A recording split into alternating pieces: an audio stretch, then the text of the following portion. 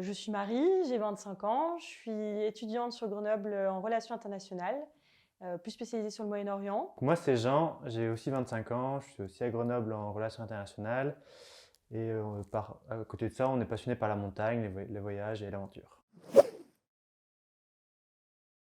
Que venez-vous présenter aux écrans de l'aventure?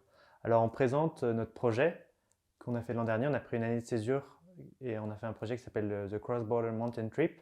Donc, c'était un voyage entre la France et le Pakistan où l'objectif c'était de gravir 15 sommets transfrontaliers entre ces deux pays. On est parti de France et ensuite voilà, on a traversé les Balkans, Turquie, Irak, Caucase du Sud et Pakistan, voilà, tout ça dans un ordre un peu plus ou moins dispersé. Pourquoi avoir choisi de partir en stop?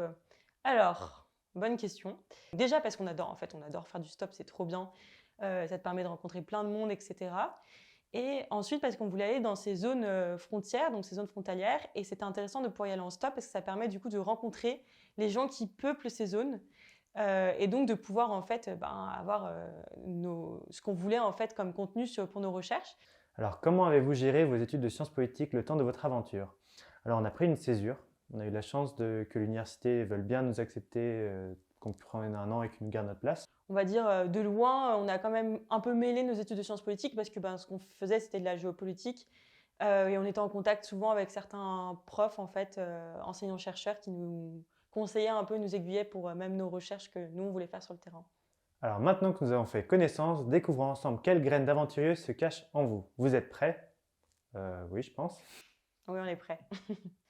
Quelles aventures rêvez-vous de vivre quand vous étiez petit? Ouf. Moi, j'aimais bien regarder Pékin Express quand j'étais petite et ça me faisait rêver parce que je trouvais ça trop bien. Ils allaient partout dans le monde, ils allaient pas en voyage organisé, juste voir des pierres, mais ils allaient chez les habitants, ils faisaient du stop. Petit, je faisais déjà énormément de montagnes, j'adorais ça et j'étais aussi passionné par les cartes et je voyais un peu toutes les montagnes autour du monde. Je connaissais toutes les montagnes du monde et donc je voulais toutes les gravir.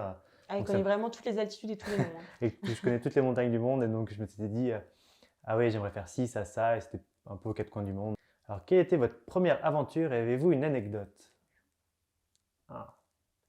Peut-être au Liban, on avait loué une voiture pour aller à la frontière sud du Liban. Donc c'est une zone qui est un tout petit peu tendue parce que c'est là où il y a l'ONU, il y a une mission de maintien de la paix de l'ONU. Donc il y a les casques bleus et c'est une zone tendue parce qu'il est toujours un petit peu en guerre avec Israël.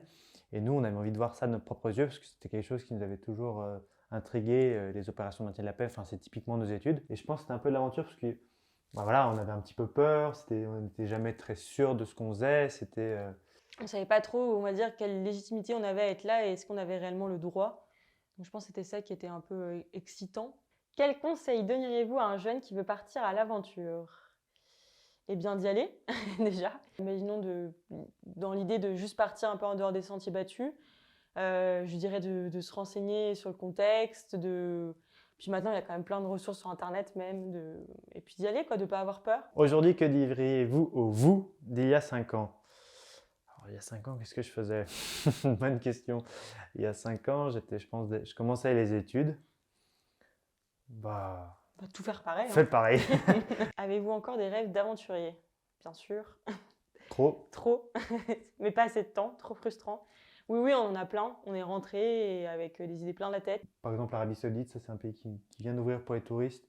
Et je pense qu'en termes d'aventure, il y a vraiment des trucs assez incroyables à faire parce qu'il y a des déserts qui sont magnifiques et on ne connaît pas grand-chose. Pour finir, une petite surprise vous attend dans le chapeau. Devant vous se trouvent des questions posées par des élèves de l'école primaire Saint-Joseph. Allez. À vous de piocher. Je pioche. Vas-y. Autrefois, les aventuriers n'avaient pas de téléphone portable. Maintenant, c'est bien plus facile de faire une aventure qu'avant.